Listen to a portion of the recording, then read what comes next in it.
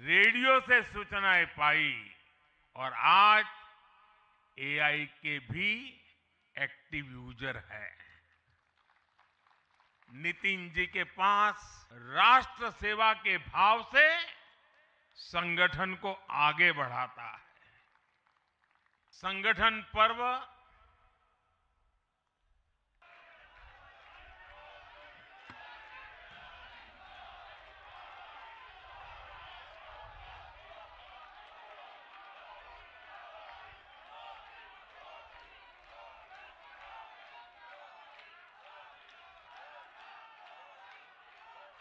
भारत माता की, भारत माता की, भारत माता की। भारतीय जनता पार्टी के नवीन अध्यक्ष माननीय नितिन नबीन जी, हमारे पूर्व अध्यक्ष जेपी नड्डा जी, भाजपा परिवार के अन्य सभी वरिष्ठजन, देश भर से आए कार्यकर्ता साथी, देवी और सज्जनों, सर्वप्रथम माननीय नितिन नबीन जी को दुनिया के सबसे बड़े राजनीतिक दल का अध्यक्ष चुने जाने पर बहुत बहुत बधाई देता हूं, बहुत बहुत शुभकामनाएं देता हूं। बीते कई महीनों से संगठन पर्व यानी कि पार्टी का छोटी सी इकाई से लेकर के राष्ट्रीय अध्यक्ष चुनने की एक व्यापक प्रक्रिया 100% लोकतंत्र तरीके से भारतीय जनता पार्टी के संविधान के स्पिरिट को और उसमें बताई गई हर बात को ध्यान में रख करके लगातार चल रही थी। आज उसका विधि पूर्वक समापन हुआ है।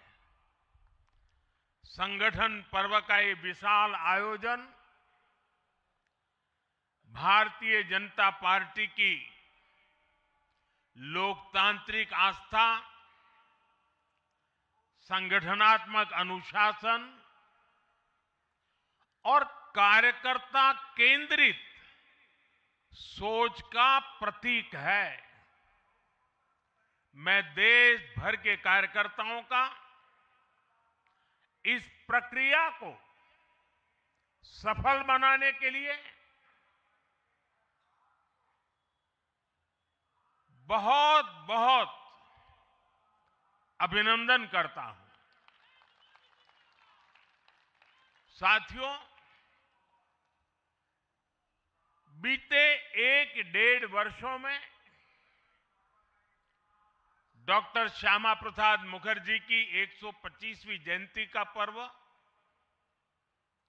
अटल जी की 100वीं जन्म जयंती, राष्ट्रीय स्वयंसेवक संघ के 100 वर्ष, ऐसे महापर्व हम मनाते रहे हैं। ये वो प्रेरणाएं हैं जो देश के लिए जीने के हमारे संकल्प को और मजबूत करती है। हमारा नेतृत्व परंपरा से चलता है, अनुभव से समृद्ध होता है और जनसेवा। साथियों, अटल जी, आडवाणी जी और मुरली मनोहर जोशी जी के नेतृत्व में बीजेपी ने शून्य से लेकर शिखर तक का सफर देखा है। इस सदी में वेंकैया नायडू जी और नितिन गडकरी जी सहित हमारे कई वरिष्ठ साथियों ने संगठन को विस्तार दिया है। राजनाथ जी के नेतृत्व में पहली बार बीजेपी ने अपने दम पर पूर्ण बहुमत हासिल किया। फिर अमित भाई के नेतृत्व में देश के अनेक राज्यों में भाजपा की सरकारें बनी। लगातार दूसरी बार केंद्र में बीजेपी की सरकार बनी। फिर जेपी नड्डा जी के नेतृत्व में भाजपा पंचायत से लेकर पार्लियामेंट तक और सशक्त हुई। केंद्र में लगातार तीसरी बार भाजपा एनडीए की सरकार बनी। मैं पूर्व के सभी अध्यक्षों का उनके अमूल्य योगदान के लिए देश के कोटि कोटि कार्यकर्ताओं की तरफ से और मेरी तरफ से बहुत बहुत अभिनंदन करता हूं। साथियों, आप जानते हैं आज भाजपा का जितना फोकस संगठन के विस्तार पर है, उतनी ही बड़ी प्राथमिकता कार्यकर्ता के निर्माण की भी है। भाजपा एक ऐसी पार्टी है जहां लोगों को लगता होगा कि नरेंद्र मोदी देश के प्रधानमंत्री है, तीसरी बार प्रधानमंत्री बने, 50 साल की छोटी आयु में मुख्यमंत्री बन गए, 25 साल से लगातार हेड ऑफ द गवर्नमेंट रहे हैं। ये सब अपनी जगह पे हैं, लेकिन इन सबसे भी बड़ी चीज मेरे जीवन में है, मैं भारतीय जनता पार्टी का कार्यकर्ता हूं। ये सबसे बड़ा गर्व है। और जब बात पार्टी के विषयों को आती है, तब माननीय नितिन नवीन जी, मैं एक कार्यकर्ता हूं, वे मेरे बॉस हैं।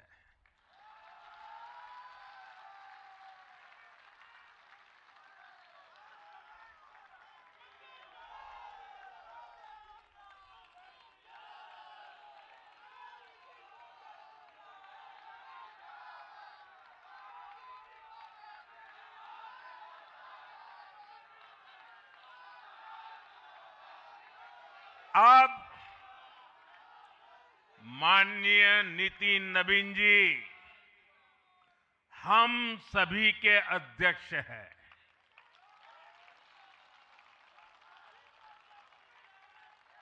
और उनका दायित्व सिर्फ भाजपा को भी संभालना इतना नहीं है, एनडीए के सब साथियों के बीच भी उन्होंने तालमेल का बहुत बड़ा दायित्व भी देखना होता है। साथियों, माननीय नितिन जी के संपर्क में जो भी आया है, वो उनकी सरलता और सहजता की चर्चा जरूर करता है। बीजेपी युवा मोर्चा का दायित्व हो, अलग अलग राज्यों में प्रभारी के रूप में जिम्मेदारी हो, या फिर बिहार सरकार में काम करने का अनुभव हो, नितिन जी ने हमेशा जब जब जहां जो जिम्मेवारी मिली, अपने आप को उन्होंने साबित किया है। जिम्मेवारी देने वालों को भी उनके कार्य ने गर्व से भर दिया है। साथियों, ये 21वीं सदी है और देखते ही देखते 21वीं सदी के पहले 25 वर्ष तो पूरे भी हो चुके हैं। आने वाले 25 वर्ष बहुत महत्वपूर्ण है। ये वो कालखंड है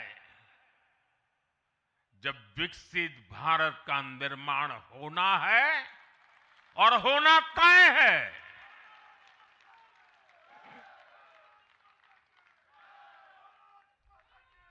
इस महत्वपूर्ण कालखंड की शुरुआत में हमारे माननीय नितिन नवीन जी बीजेपी की विरासत को आगे बढ़ाएंगे। मैं आजकल के युवाओं की भाषा में कहूं तो नितिन जी खुद भी एक प्रकार से मिलेनियल है। वो उस जनरेशन से हैं जिसने भारत में बड़े आर्थिक, सामाजिक और टेक्नोलॉजिकल परिवर्तन होते देखे हैं। वो उस जनरेशन से हैं जिसने बचपन में रेडियो से सूचनाएं पाई और आज एआई के भी एक्टिव यूजर है। नितिन जी के पास युवा ऊर्जा भी है और संगठन में कार्य का लंबा अनुभव भी है। ये हमारे दल के हर कार्यकर्ता के लिए बहुत उपयोगी होगा। साथियों, इस वर्ष जनसंघ की स्थापना को 75 वर्ष हो रहे हैं और मैं आज इन 75 वर्ष लगातार लक्षावधि कार्यकर्ताओं ने, अनेक परिवारों ने, अनेक पीढ़ियों ने जो त्याग, तपस्या और बलिदान दिए हैं, मैं उनको आदरपूर्वक नमन करता हूं। जनसंघ रूपी वटवृक्ष से ही भाजपा का जन्म हुआ और भाजपा दुनिया के सबसे बड़ा राजनीतिक दल बन चुकी है।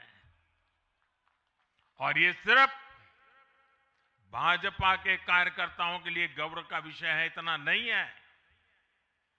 देश के राजनीतिक समीक्षकों को दुनिया को ये बात बतानी चाहिए कि भारत एक ऐसा देश है जिसकी रगों में इसकी मजबूती से लोकतंत्र चल रहा है, कि जहां दुनिया की सबसे बड़ी पॉलिटिकल पार्टी है। साथियों, बीजेपी एक संस्कार है। बीजेपी एक परिवार है। हमारे यहां मेंबरशिप से भी ज्यादा रिलेशनशिप होती है। बीजेपी एक ऐसी परंपरा है जो पद से नहीं, प्रक्रिया से चलती है। हमारे यहां पदभार एक व्यवस्था है और कार्यभार ये जीवन भर की जिम्मेदारी है। हमारे यहां अध्यक्ष बदलते हैं लेकिन आदर्श नहीं बदलते। नेतृत्व बदलता है लेकिन दिशा नहीं बदलती। साथियों, भाजपा का स्वरूप नेशनल है। भाजपा का स्पिरिट नेशनल है, क्योंकि हमारा जुड़ाव लोकल है। हमारी जड़ें जमीन के नीचे गहरी है। इसलिए भाजपा रीजनल एस्पिरेशन को प्लेटफॉर्म देती है, उन्हें नेशनल एम्बिशंस का आधार बनाती है। और इसलिए आज देश के कोने कोने के लोग भाजपा के साथ हैं, भाजपा के साथ जुड़ रहे हैं। और इतना ही नहीं, जो भी अपनी राजनीति का प्रारंभ करना चाहता है, उसको भी भाजपा का प्रवेश द्वार सबसे उत्तम, सबसे सुरक्षित लगता है।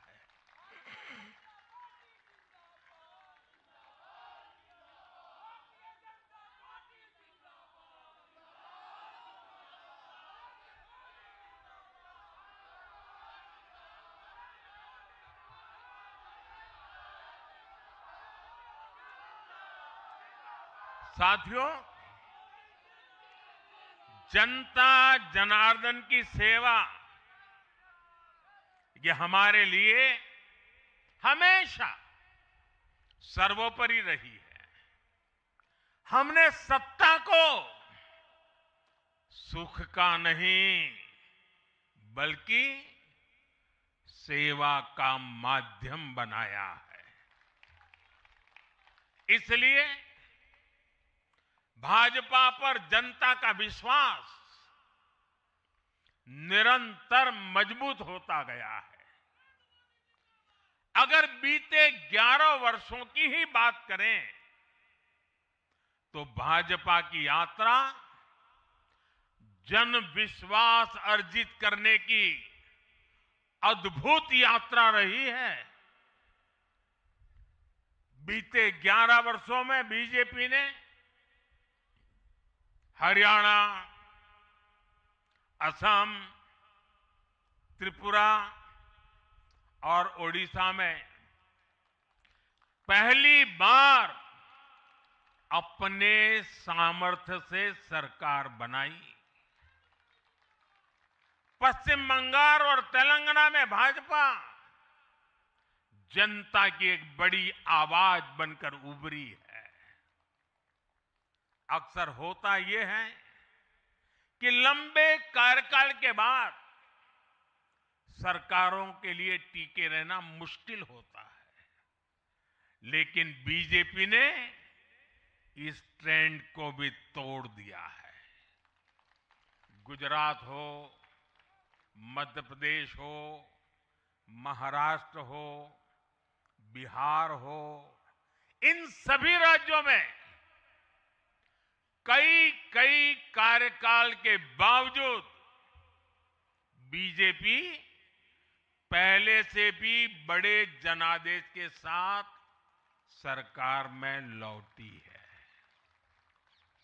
साथियों, बीते 1.5-2 वर्षों में तो भाजपा पर जनता का भरोसा और मजबूत हुआ है। विधानसभा हो या स्थानीय निकाय, बीजेपी की स्ट्राइक रेट अभूतपूर्व रही है। इस दौरान देश में 6 राज्यों में विधानसभा चुनाव हुए हैं। इनमें से 4 चुनाव बीजेपी एनडीए ने जीते हैं। साथियों, आज भाजपा सिर्फ संसद और विधानसभा की नहीं, बल्कि नगर पालिकाओं और नगर निगमों में भी पहली पसंद है। और इसका ताजा उदाहरण अभी हमारा महाराष्ट्र है। हाल में जो मेयर और पार्षदों के चुनाव परिणाम सामने आए, अभूतपूर्व है। बीजेपी महाराष्ट्र के स्थानीय निकायों में नंबर 1 पार्टी बनी है।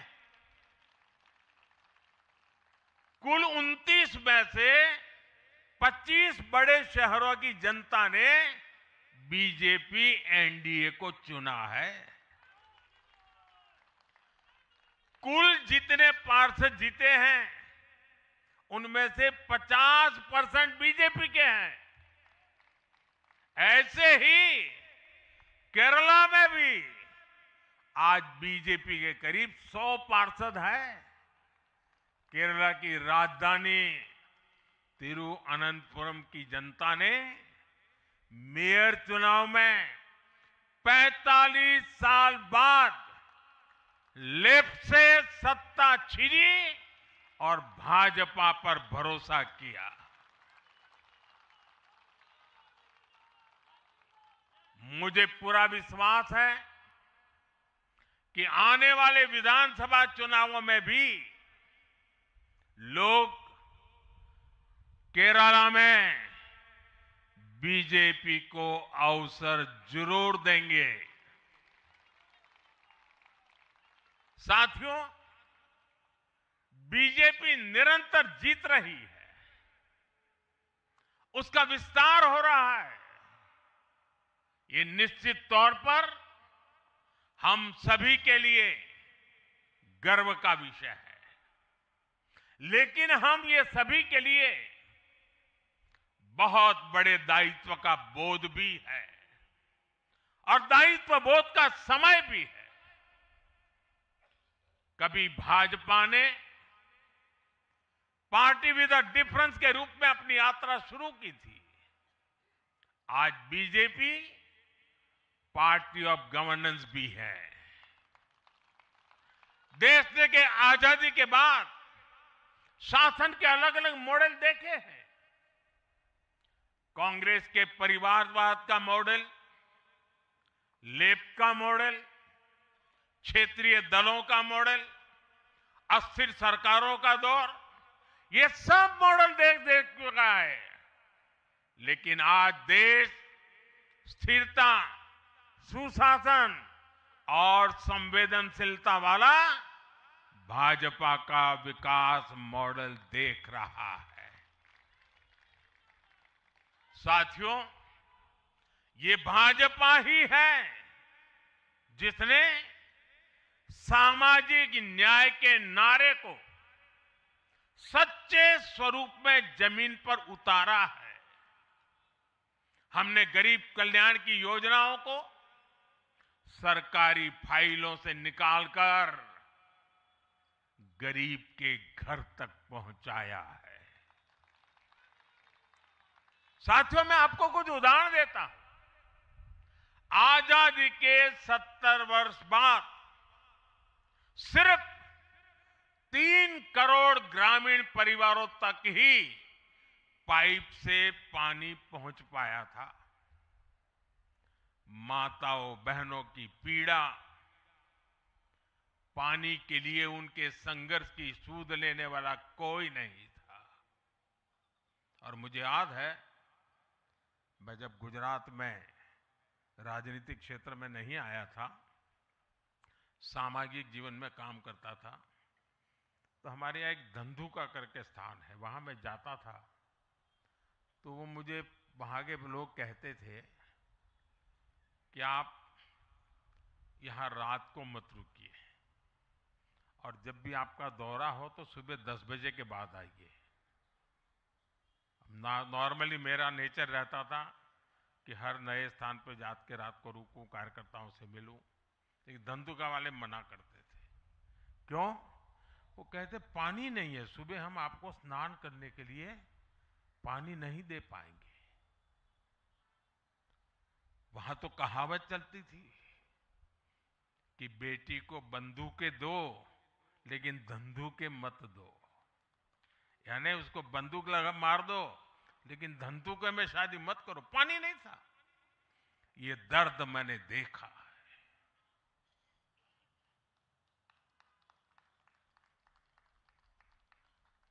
मैं धरती की सच्चाई से जुड़ा था। माताओं बहनों की पीड़ा अपनी आंखों के सामने देखी थी और तब हम जल जीवन मिशन लेकर आए और सिर्फ 5-6 साल में 12 करोड़ से ज्यादा परिवारों को नल से जल की सुविधा से जोड़ा।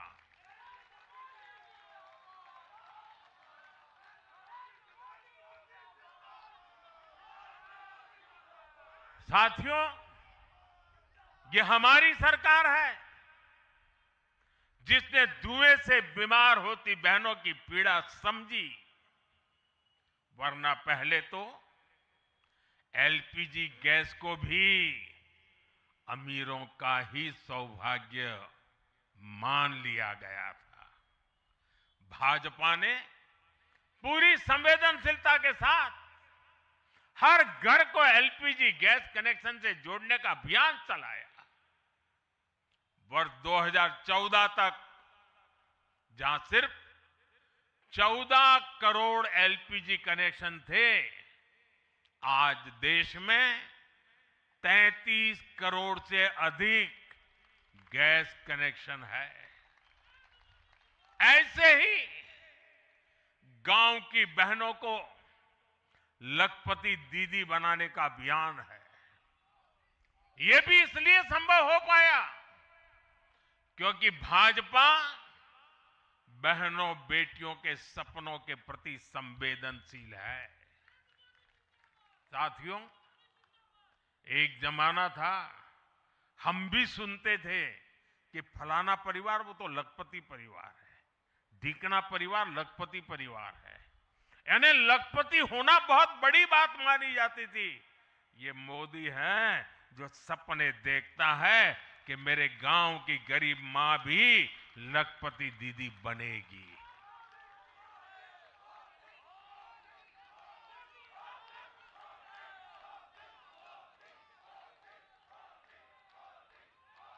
साथियों, दशकों तक आदिवासी समाज को सिर्फ वोट बैंक से जोड़कर देखा गया, लेकिन संवेदनशील भाजपा ने, भाजपा के हमारे संस्कारों ने समाज के प्रति समान भाव की हमारी परंपरा के कारण भाजपा ने आदिवासियों में भी सबसे पिछड़ी जनजातियों की पीड़ा को समझा। उनके विकास के लिए पीएम जनमन योजना बनाई और पीएम जनमन योजना के लाभार्थी इतने बिखरे हुए हैं और एक दो दूर दूर जंगलों में पड़े हैं। उनसे एक म्युनिसिपैलिटी की सीट भी जीती नहीं जा सकती है। वोट के हिसाब से कोई उनकी तरफ देखेगा नहीं, लेकिन जब वोट से ऊपर उठ करके संवेदनाएं होती हैं, समाज का कल्याण हमारे संस्कार होते हैं, तो पीएम जनमन योजना जन्म लेती है। आदिवासियों में भी अति पिछड़ा संख्या में भले ही कम है, लेकिन उनके प्रति हमारी संवेदना में कोई कमी नहीं है। साथियों, हमारा नॉर्थ ईस्ट, वहां वोटर उतने नहीं है, सीट भी उतनी नहीं है, इसलिए कांग्रेस की सरकारों में उन्हें वर्षों तक उपेक्षित रखा गया। लेकिन संवेदनशील भाजपा ने नॉर्थ ईस्ट को दिल से भी जोड़ा और दिल्ली से भी जोड़ा। एक और उदाहरण आकांक्षी जिलों का है। हमारे देश में 100 से अधिक जिले ऐसे थे जिनको कांग्रेस सरकारें पिछड़ा घोषित करके भूल गई थी। इन जिलों को पनिशमेंट पोस्टिंग के लिए इस्तेमाल किया जाता था, यानी जिन अधिकारियों को सजा देनी होती थी तो उन्हें वहां भेजा जाता था।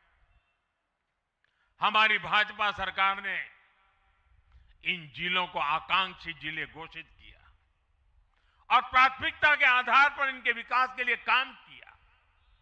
आज ये आकांक्षी जिले विकास के कई पैरामीटर्स पर अन्य जिलों से बेहतर प्रदर्शन कर रहे हैं, राज्य की एवरेज की बराबरी आकर के खड़े हो गए।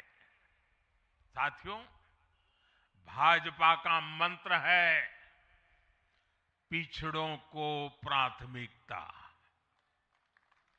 पिछड़ों को प्राथमिकता। जिनकी किसी ने सूध नहीं ली, हमने उनकी साधना की है। जिनको किसी ने पूछा नहीं, मोदी ने उन्हें पूजा है। हमारी कार्य संस्कृति सर्वसमावेशी है, सर्वांगीण है, सर्वस्पर्शी है, सर्वहितकारी है, सर्व कल्याणकारी है। और ये कार्य संस्कृति गरीब को समान अवसर देने वाली है, गरीब को सशक्त करने वाली है। इसी वजह से सिर्फ एक दशक में 25 करोड़ लोगों ने गरीबी को पराजित किया है। और ये 25 करोड़ लोग कौन हैं? इनमें सबसे अधिक दलित, पिछड़े और आदिवासी परिवार है। साथियों, बीते वर्षों में जन विश्वास की जो पूंजी हमने अर्जित की है, उस भरोसे को कायम रखना बहुत बड़ी जरूरत है। देश की जनता 2047 तक विकसित भारत बनाने के लिए संकल्पित है। इसलिए बीते 11 वर्षों में रिफॉर्म्स की जो यात्रा हमने शुरू की है, वो अब रिफॉर्म एक्सप्रेस बन चुकी है। हमें राज्यों के स्तर पर, शहर की इकाइयों के स्तर पर, जहां भी भाजपा एनडीए सरकारें हैं, वहां रिफॉर्म्स की गति तेज करनी है। भाजपा सिटी गवर्नेंस का भी एक नया मॉडल देश के सामने प्रस्तुत कर रही है। इस लक्ष्य के साथ हम आगे बढ़ना चाहते हैं। साथियों, जब हम सत्ता में नहीं भी थे, तब भी हम अपने मूल आदर्शों से कभी नहीं भटके। हम राष्ट्र प्रथम के भाव से, नेशन फर्स्ट के भाव से डटे रहे, जूझते रहे, संकटों को झेलते रहे, जज्बात बढ़ाते रहे और जीतते भी रहे। हम वो लोग हैं, हमारा वो चरित्र है, हमारे वो संस्कार है। खुद से बड़ा दल और दल से बड़ा देश, ये भाजपा के हर कार्यकर्ता का संस्कार है, भाजपा के हर कार्यकर्ता का जीवन मंत्र है। इसी भाव के साथ बीते 11 वर्षों में हमने अनेक चुनौतियों पर विजय पाई है। जम्मू कश्मीर से आर्टिकल 370 की दीवार गिराना हो, 3 तलाक के खिलाफ कानून बनाना हो, इनको कभी असंभव माना जाता था। आज ये हकीकत बन चुके हैं।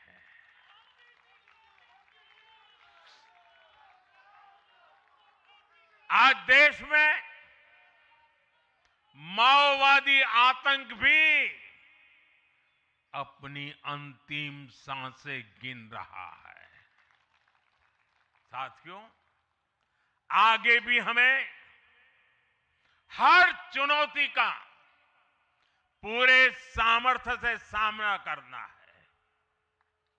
आज देश के सामने एक बहुत बड़ी चुनौती घुसपैठियों की है, आबादी के असंतुलन की है। दुनिया के धनवान देश, समर्थ देश, वे भी अपने देश में जो घुसपैठिए हैं उनकी जांच पड़ताल कर रहे हैं और उनको पकड़ पकड़ करके निकाल रहे हैं, और दुनिया उनको पूछती नहीं है कि तुम घुसपैठियों को क्यों निकाल रहे हो। तुम तो लोकतंत्र का झंडा लेकर के घूम रहे थे, तुम तो पूरे दुनिया के नवाब बन के बैठे थे, क्यों निकाल रहे हो। दुनिया में कोई अपने देश में घुसपैठियों को स्वीकार नहीं करता। भारत भी घुसपैठियों को अपने गरीबों, हमारे नौजवानों के हक कभी भी लूटने नहीं दे सकता।